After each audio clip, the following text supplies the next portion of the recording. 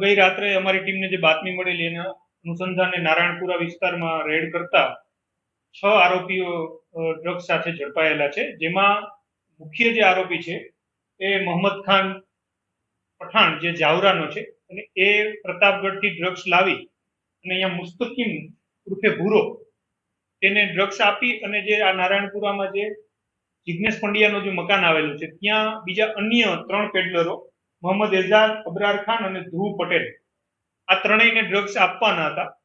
જે અનુસંધાને બાતમી મળતા અમે લોકોએ તે મકાનમાં રેડ કરતા આ 3 જે પેડલરો છે એની પાસેથી પણ ડ્રગ્સ મળેલ છે.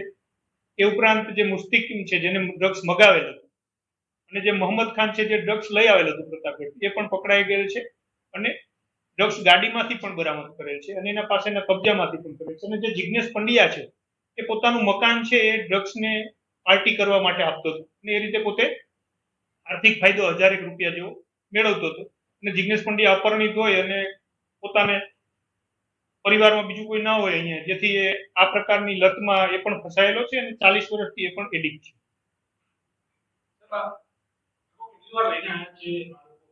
હાલ જે પ્રાથમિક પૂછપરછ છે એમાં 3 વખત અગાઉ આવી ગયા હોય એવું મળે છે.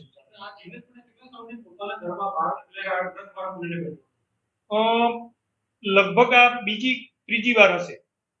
એને પહેલા એવું મને જે પ્રાથમિક પૂછપરછ છે એમાં જણાય છે કે ભાઈ પોતાના ઘરે મિત્રોને બોલાવી અને દારૂની પાર્ટી કે એવું કરતો હતો, પણ ડ્રગ્સની પાર્ટી કરી હોય એવી આ બીજી ત્રીજી વાર જોવા મળે.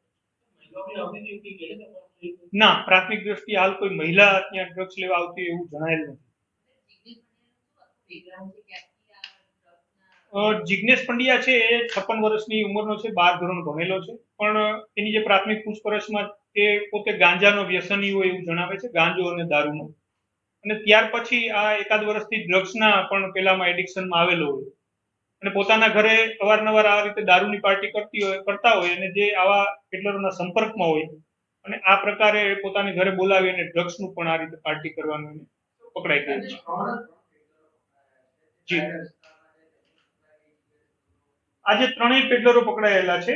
એ મોહમ્મદ એજાજ છે એ ગોળ લીમડા પાસેનો છે, અબરાર ખાન છે એ જમાલપુરનો છે અને ધ્રુવ પટેલ છે જે એ નારાયણપુરા વિસ્તારનો છે અને લસણનો વેપારી છે, પણ પોતે એડિક્શનમાં હોય અને એટલા માટે થઈ અને લેવા માટે આવેલું. હા, આમાંથી 2 જે છે એ અગાઉ મારામારીના ગુનામાં પણ પકડાયેલા છે અને અન્ય જગ્યાએ પણ એક હથિયાર ધારાના કેસમાં પણ પકડાયેલા છે. મારામારીના ગુનામાં અબરાર છે જેની ઉપર 3 મારામારીના ગુના છે, એક જુગારનો છે, તળીપારનો છે, અને મુસ્કિમ છે એની ઉપર પણ મારામારીના 2 ગુના છે અને હથિયાર ધારામાં સુરતમાં પકડાયેલા.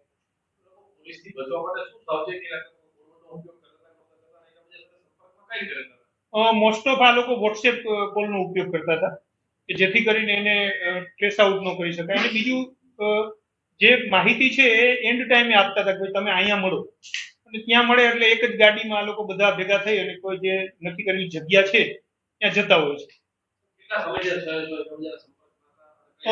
2 વર્ષથી સંપર્કમાં હતા. જે મોહમ્મદ ખાન છે જે મેઇન આરોપી જે આપણો ડ્રગ્સ પ્રતાપગઢથી લઈ આવે, એને કોઈ મેરેજ ફંક્શનમાં મુસ્કિમ મળેલો અને મુસ્કિમ ત્યારથી એના સંપર્કમાં અને આના પહેલા પણ 2-3 વખતે અહીંયા માલ દેવા માટે આવી ગયો એવું જણાય છે.